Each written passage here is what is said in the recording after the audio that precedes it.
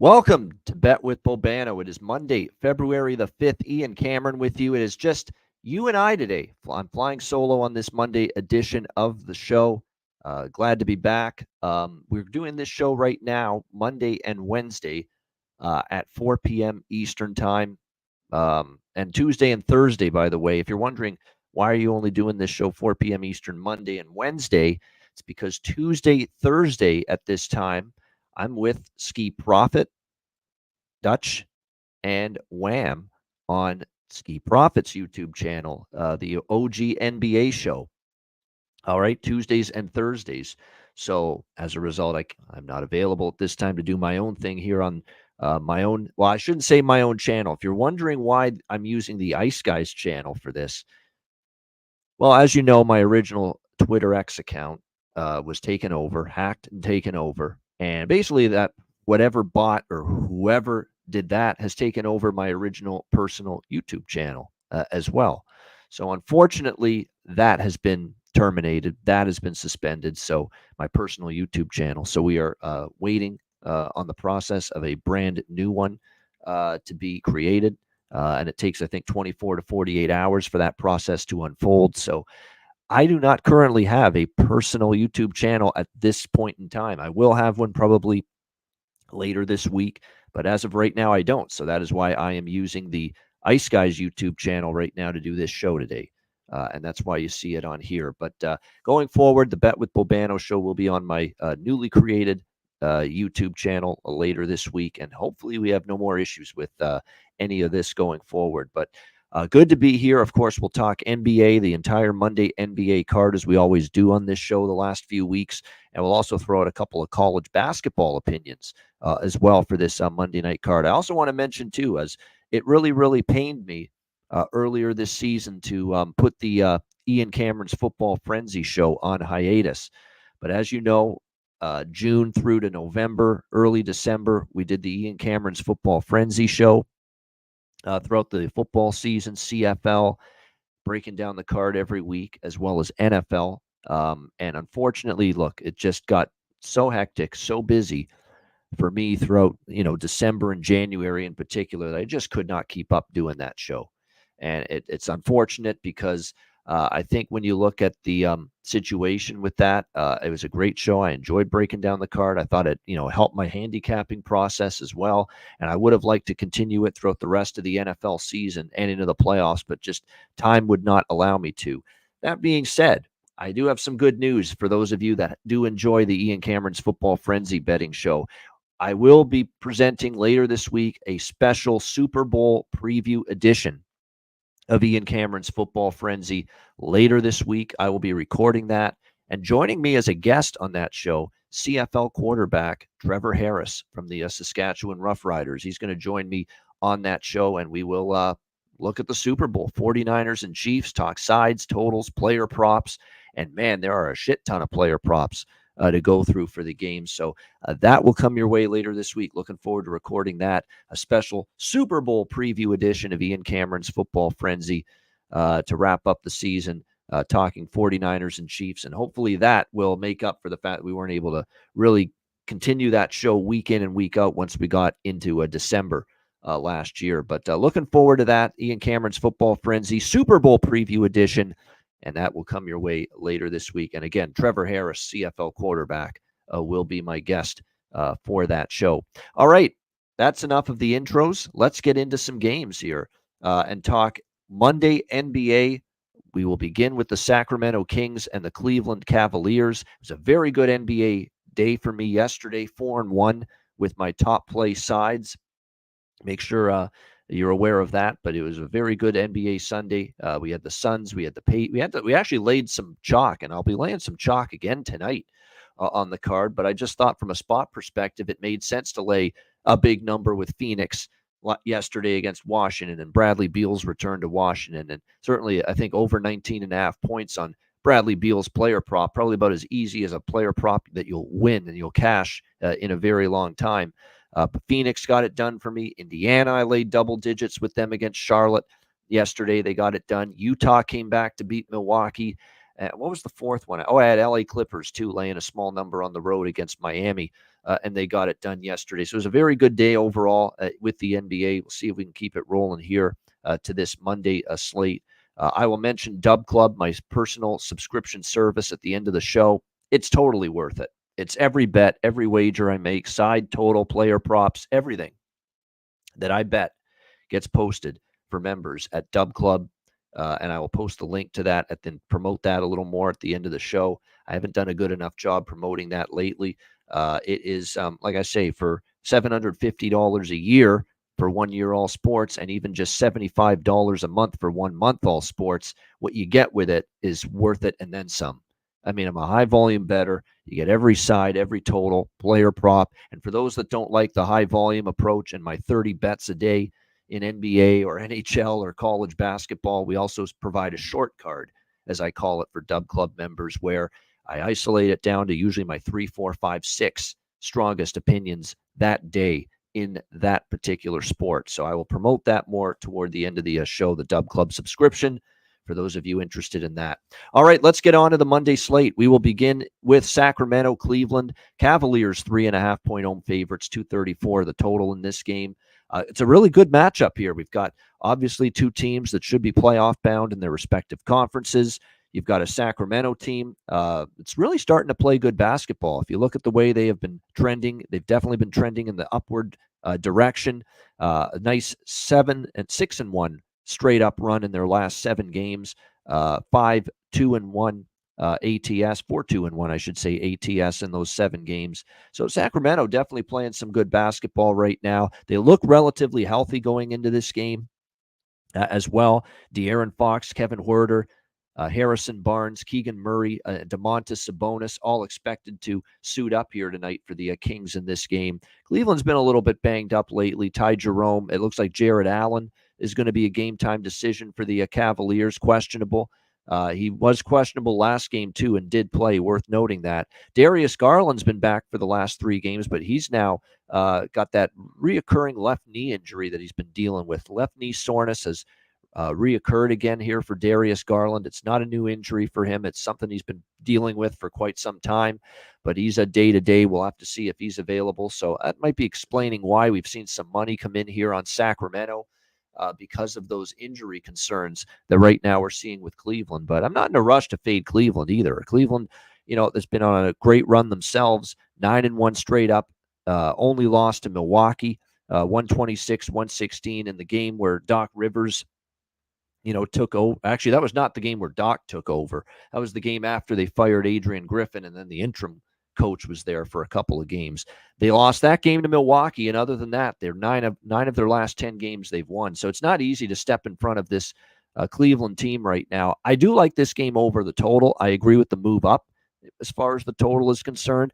We've seen it go from 230 up to 234. I definitely agree with that. You look at what Sacramento is doing right now at the offensive end. It's been impressive. And what's funny about Cleveland is, their offensive numbers, they've been pretty steady. But definitely Sacramento is going to try to push pace, and they have been able to do so here the last couple of games. I mean, scoring big-time points against Chicago and Indiana. We've also seen head-to-head 2 of the last 3 meetings between the Kings and the Cavs go over the total. So I definitely agree with the move up in this total.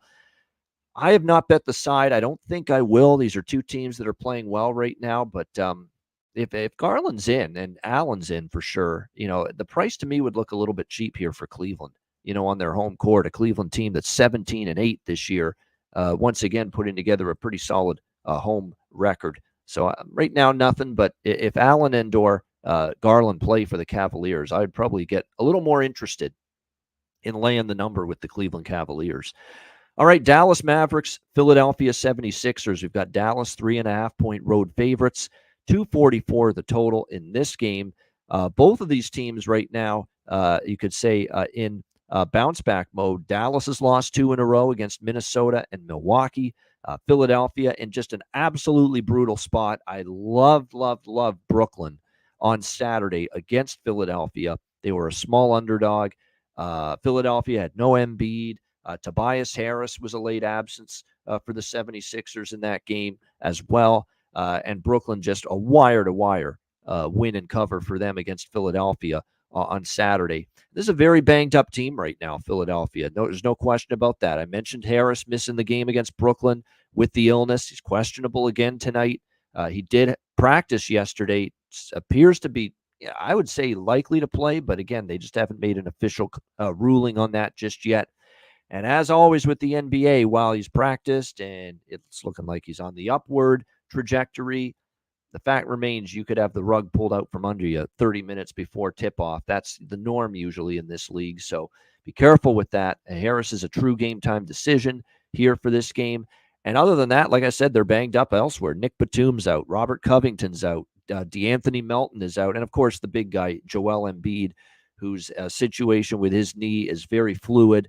It could be a couple of days, could be a couple of weeks, but now it's looking like it's going to be an extended period of time because the plan is for Embiid to undergo a procedure on that left meniscus injury.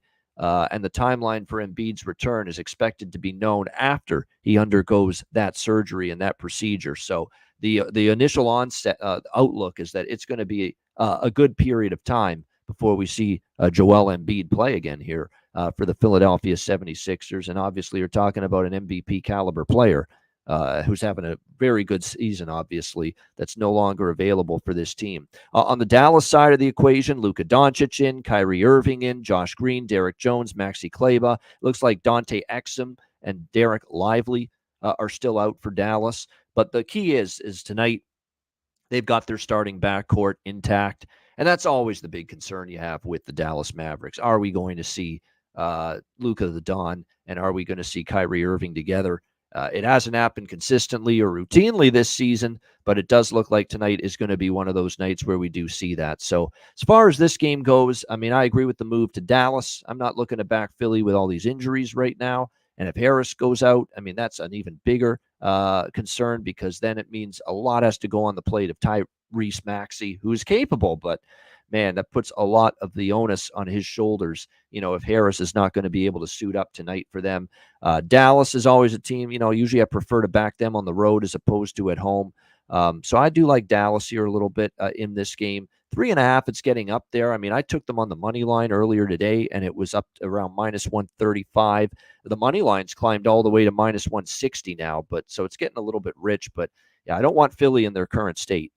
This is another game, too, I would lean with points over the total, certainly with Kyrie and Luka together. You're going to get a lot of offense. You're not always going to get a lot of defense, though, consistently. And with Embiid out, I want to point this out about Philadelphia without Joel Embiid, because it's important to mention this. Look at the pace numbers and look at the defensive numbers for Philadelphia these last two games without Joel Embiid. The game at Utah on Thursday night, and then the game against Brooklyn on Saturday afternoon. The games flew over the total. The points per possession numbers for the Philadelphia 76ers went up significantly, and their pace has gone up significantly. With no Embiid, they're running the floor. It's a smaller lineup. The pace is quicker. There's more possessions per game. So to me, without Embiid, this becomes a strong over team, Philadelphia. Quicker pace, worse defense. And that combination comes into play, in my opinion. So Dallas, for me, as far as the side goes, and I would look over this number. High number, 244, but with what we've seen from Philly here these last two games, the Utah game got to 251. The Brooklyn game got to 257. So both of those games got well into the 250s. And here we are looking at a 244 with this total. To me, there's still some value going over the number here with the Mavs and the Sixers. All right, Lakers and Hornets next up. Los Angeles, the Lakers, 12.5-point road favorites, 226.5 the total in this game. I can't believe I'm doing this, but maybe I should, because you'd say, Ian, what are you doing? You're actually going to lay double digits on the road with the LA Lakers? Yeah, I am, because of who they're playing. The Charlotte Hornets are a absolute unmitigated mess, disaster, whatever phrase you want to use. That's what the Charlotte Hornets are right now. Not only are they one of the worst teams in the Eastern Conference, as evidenced by their 10-38 straight up record, 16-32 against the spread. Think about how bad you have to be when you're 10-38, and yet from a spread perspective, because sometimes we see this with bottom feeders where they're so bad and the power rating is so low for that team that they are actually a good ATS team. and you can actually cash some tickets like Charlotte, as a big underdog. But they've been so bad that they haven't even been covering numbers as a sizable underdog. I mean, 16-32 against the spread for the Charlotte Hornets this year with that 10-38 record. They're in an absolute free fall. Their offense has completely gone away with all the injuries, and that's playing a huge role in why they're not scoring lately. 0-7 straight up, 0-7 against the spread in their last, and they were underdogs in all 7 games, as you would expect.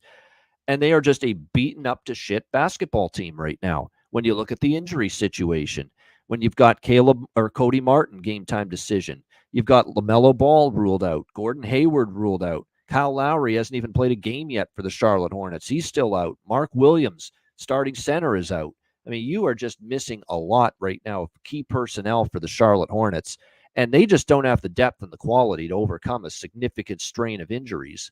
And as a result, you put the two factors together, and this is a team that's just got an inability to compete right now at this point in time. And that's the issue for them, just basically getting blown out every single game. So that's a big part of the reason why I am laying the points here with the Lakers. Now, the Lakers are off back-to-back wins. You could say maybe it's a flat spot for them after beating the Celtics and the Knicks. Very impressive road wins, I will say, especially the New York one, because LeBron and AD played in that game. The Boston one was that game where they didn't play, but Boston just totally sleptwalked through that game and didn't acted like they didn't give a shit.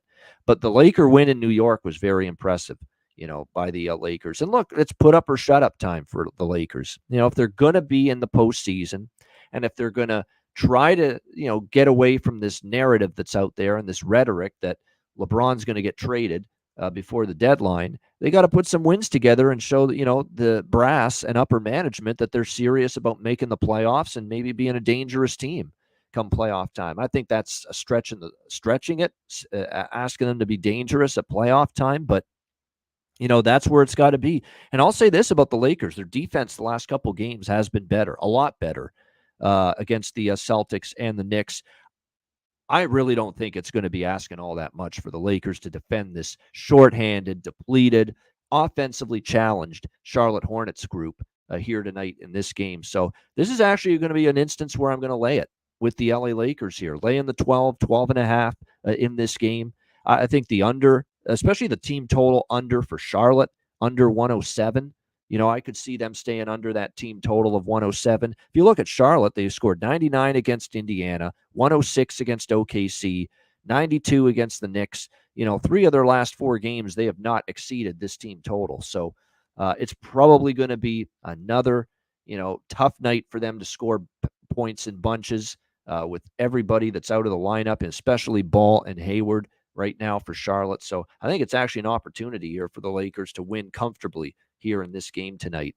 All right, next up, we've got Golden State and Brooklyn. Golden State Warriors, 1-point road favorites now here in Brooklyn, 238 being the total in this game. I'm not laying points with Golden State. I am not. Chris Paul's out. Looks like Andrew Wiggins will likely sit out with a sore left ankle for Golden State. This is not a team I trust on the road laying points flat out. Now, I know Golden State, who had a terrible season last year on the road, they've been a little bit better on the road this year. They still are a below 500 road team, 8-11 straight up. Now, they do have a winning point spread record on the road at 11-8 against the spread on the road this season for the Golden State Warriors. But we're still asking a team that is 8-11 on the highway, 3 games below 500. Yeah, let's take them as a road favorite. Okay, I'm not willing to do that. Okay, I'm just not willing to do that here in this game against a Brooklyn team that, look, they went through the abyss. They went through their struggles. They certainly had a bunch of issues, this Brooklyn team, the last several weeks, where they really had been struggling and just not playing good basketball. But suddenly here are the Brooklyn Nets working their way out of their funk, working their way out of their struggles. They've won 3 of their last 4 games. The only loss was to obviously a powerhouse-laden Phoenix Suns team, 136-120. But outside of that, they beat Houston at home.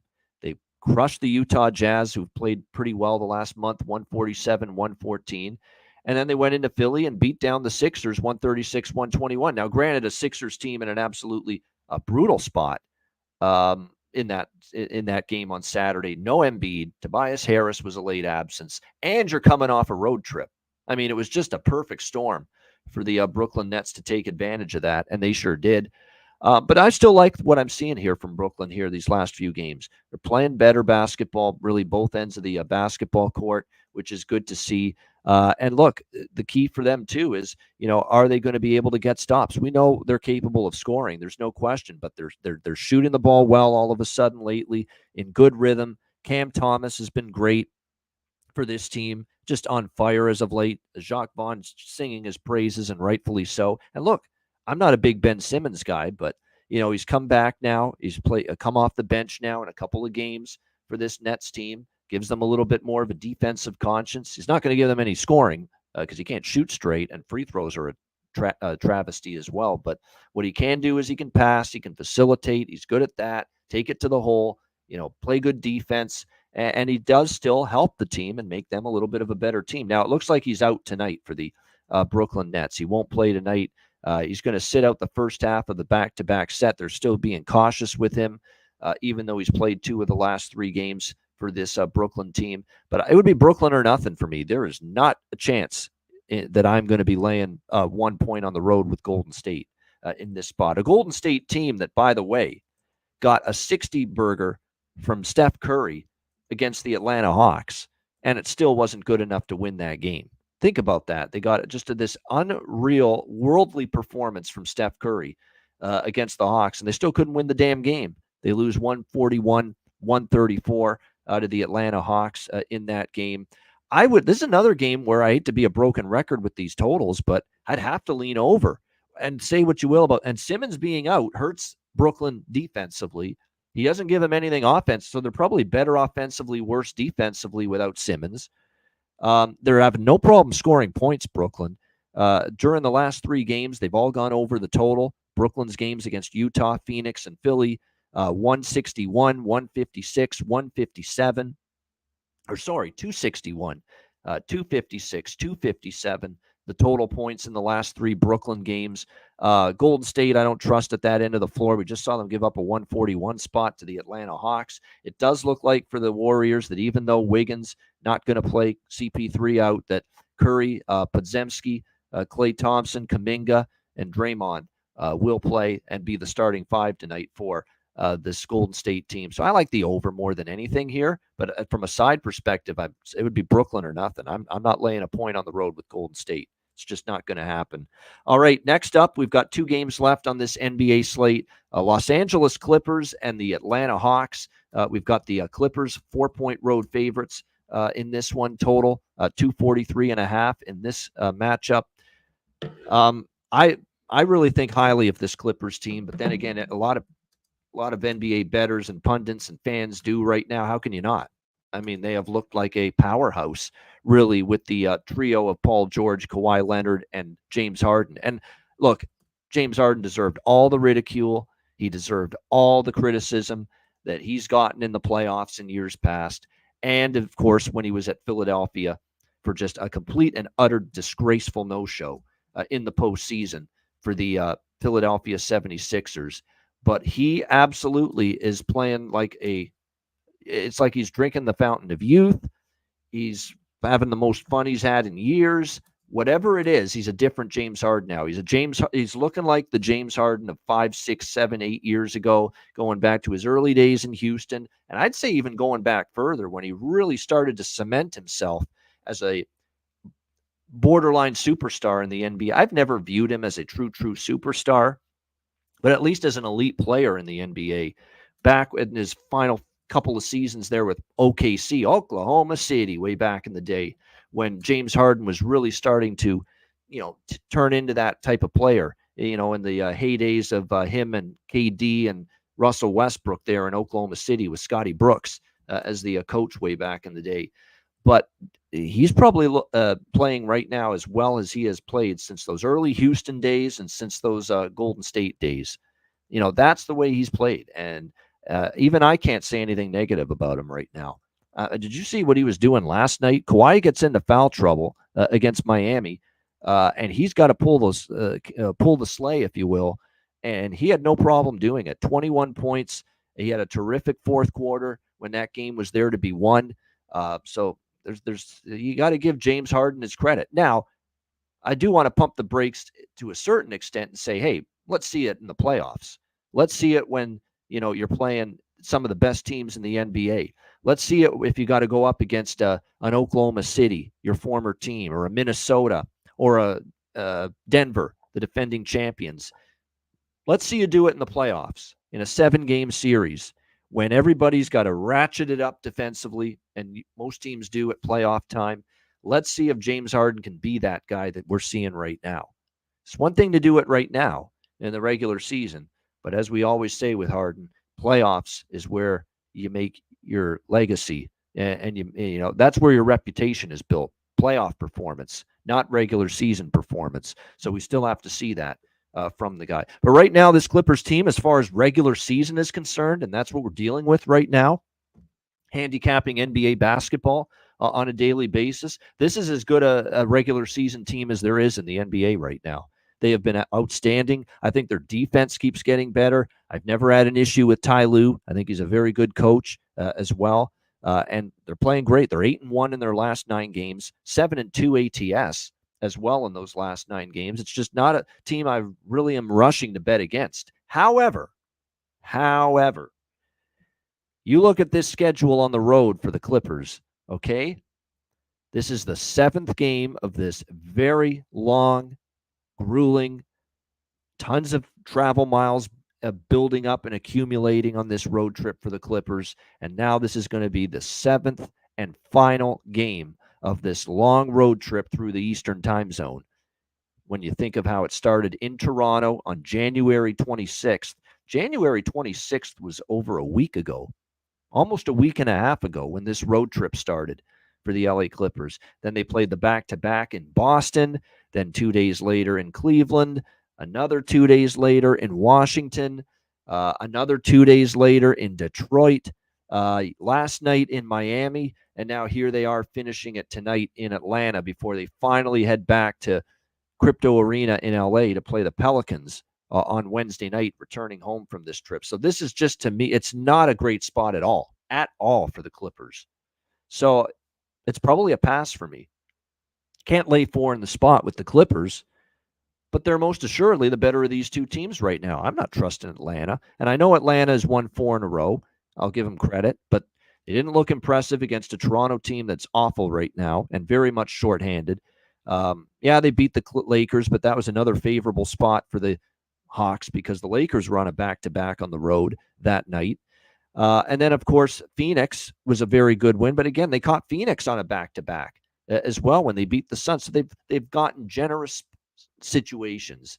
They've caught teams on back-to-backs for 2 of those wins against the Lakers and the Suns. And then the Warriors game, I mean, that was just, Golden State, got everything from Curry, and they couldn't stop Curry, but they ended up finding a way to win anyway. And I don't even think from a scheduling standpoint, that was great spot for Golden State. They're on the long road trip. So Atlanta's really benefited from teams in really tough spots as far as scheduling is concerned. And look, they've got another team in a tough spot. So maybe Atlanta can get it done here. Situationals point to Atlanta. There is no denying that. If you are a situational NBA bettor, you're probably on the Hawks here, +4. You are. I think you almost have to be. They have the rest advantage. Clippers are playing their 3rd road game in 4 nights, the 7th and final game of this road trip. This is going to end up being, let me count up the days that this road trip has been: 26, 27, 28, 29, 30, 31, 1, 2, 3, 4, and then tonight's the 5th. This will be their 7th road game in 11 days. 7 in 11, all on the road for the LA Clippers. That is tough. That's very tough. And for that reason, it's a winnable game for Atlanta, even though they're not the better of these two teams, because I'm just not at all convinced we get the best out of the Clippers tonight. I mean, think about this grueling schedule. This is a 7th straight road game in 11 days. They go home after this. And by the way, it looks like Zubats might miss this game once again. He's been battling a right calf issue.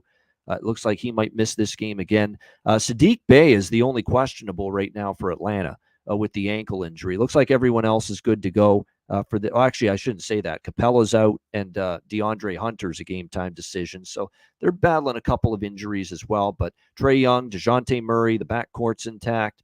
Jalen Johnson and Onyeka Okongwu look like they're going to be starting here tonight for the Atlanta Hawks. So it's a very conflicted game for me. Whereas I know the Clippers are the better team. I don't really want to step in front of them, but if you're ever going to step in front of them, tonight might be the night because it's just such a tough spot for them at the end of this road trip and going home back to back on the road, 3 and 4 nights on the road, 7 straight road game. So the situationals and the fundamentals kind of cancel each other out. Clippers are the better team. But I can't back them here, and I don't trust Atlanta enough. I think if you're a situational bettor, you probably just look through past the fact that Atlanta's kind of flighty and that the Clippers are the better team, and you just got to take Atlanta because the spot is that strong for them, and it's that dubious for the Clippers. So we'll see.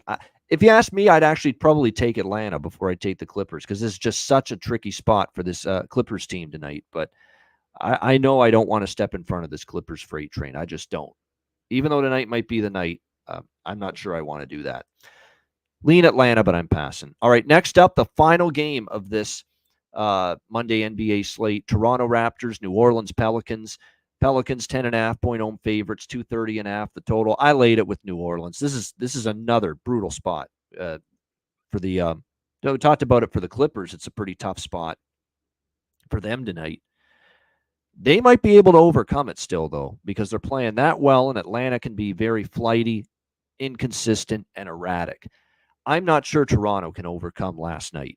They gutted it. They gave their all. They gave Oklahoma City everything they could handle. They led by double digits for most of that game, and then Oklahoma City makes their run in the fourth quarter, and Toronto ends up losing the lead. It goes to overtime, not just one overtime either. Double overtime last night between the Raptors and the Thunder, and the Oklahoma City Thunder get a 135-127 double overtime win. Toronto's got to feel absolutely gutted coming out of that game to play as hard as they did for 48 plus minutes and not get a win out of it. And to make matters worse, now you're turning around playing less than 24 hours later, a back-to-back in New Orleans, who are rested and haven't played since Friday night. So it's a huge advantage as far as rest is concerned for New Orleans. And you look at Toronto after that game last night, Scotty Barnes played 48 minutes. R.J. Barrett played 43 minutes. Emmanuel Quickley played 42 minutes. 39 minutes from Gary Trent Jr., 33 minutes from Jakob Poeltl, 35 minutes from Dennis Schroeder. I mean, that was a team that emptied the gas tank last night during that game against Oklahoma City. Now you're going to trust them on the back-to-back here on the road against this rested Pelicans team. That's as difficult an ask as you could want for this Raptors team. Very, very tough assignment here for them. Looks like for New Orleans, by the way, tonight, there are still some questions. Zion Williamson, I should say, questionable. Left foot bone bruise. What else is new? It seems to be a game-time decision every game moving forwards. Herb Jones will be a game-time decision as well, or probably the best defender that this Pelicans team has. They do have McCollum, Ingram, and Valanciunas confirmed good to go. And I do want to point out one thing for Toronto. R.J. Barrett will miss this game. He did play last night, but they are going to rest him. It's not an injury. It's resting him tonight because Barrett just got back from a knee injury for that game last night.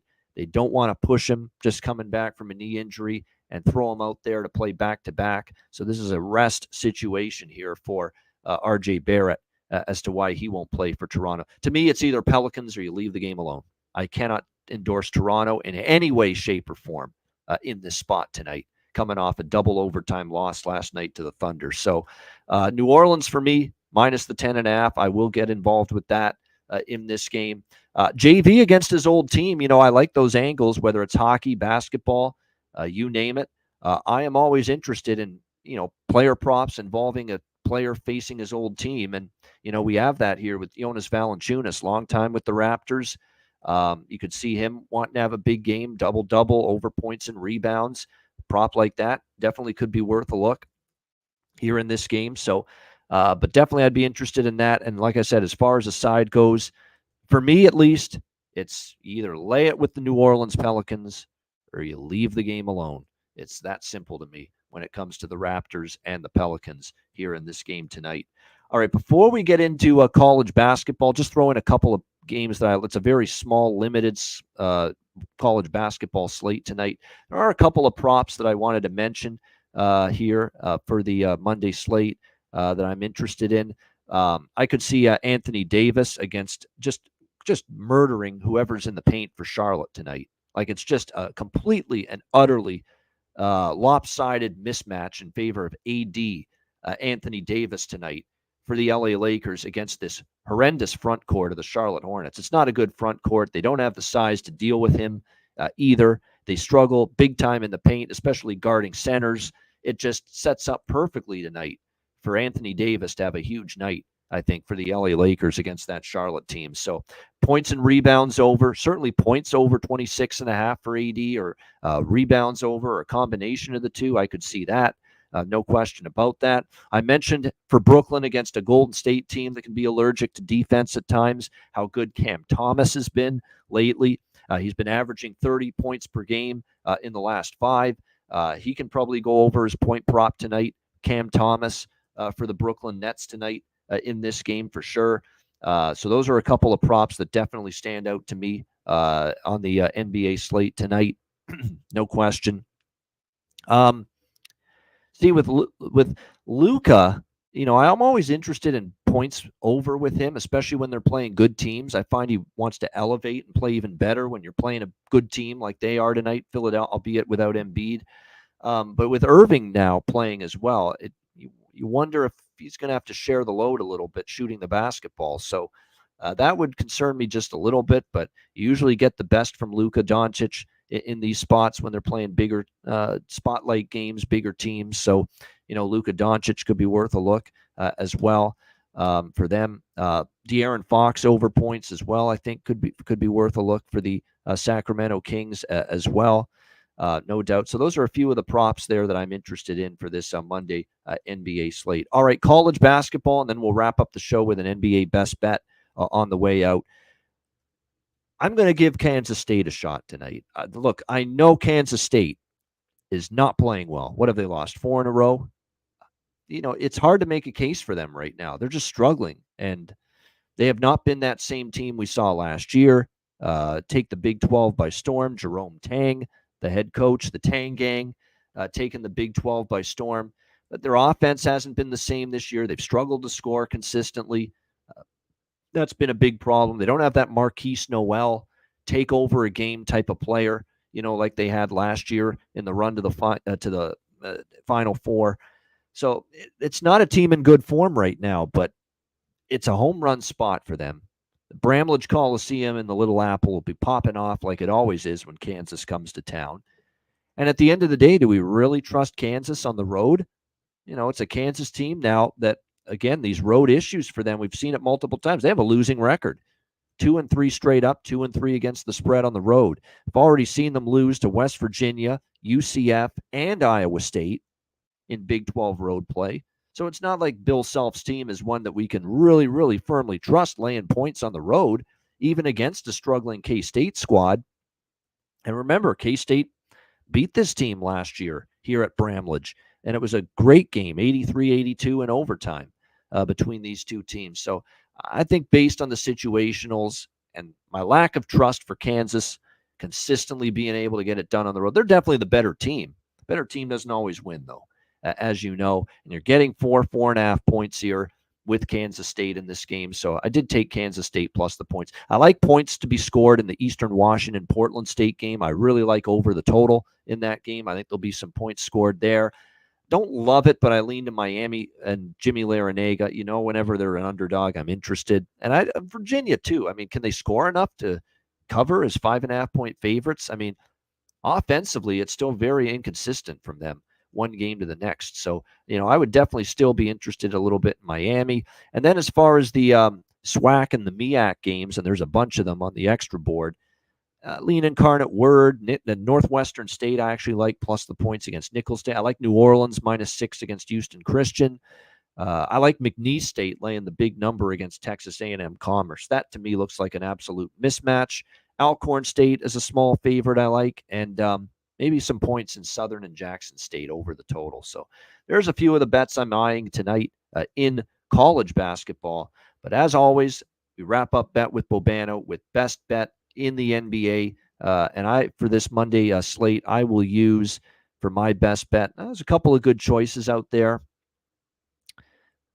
I'm just trying to see what the current numbers are right now. I think they are that bad right now, the Charlotte Hornets. I really do. I really do. I'm going to lay the 12 with the LA Lakers, minus the 12 against Charlotte. Charlotte's just been a fade for me repeatedly. I've been betting against Charlotte and cashing tickets against them.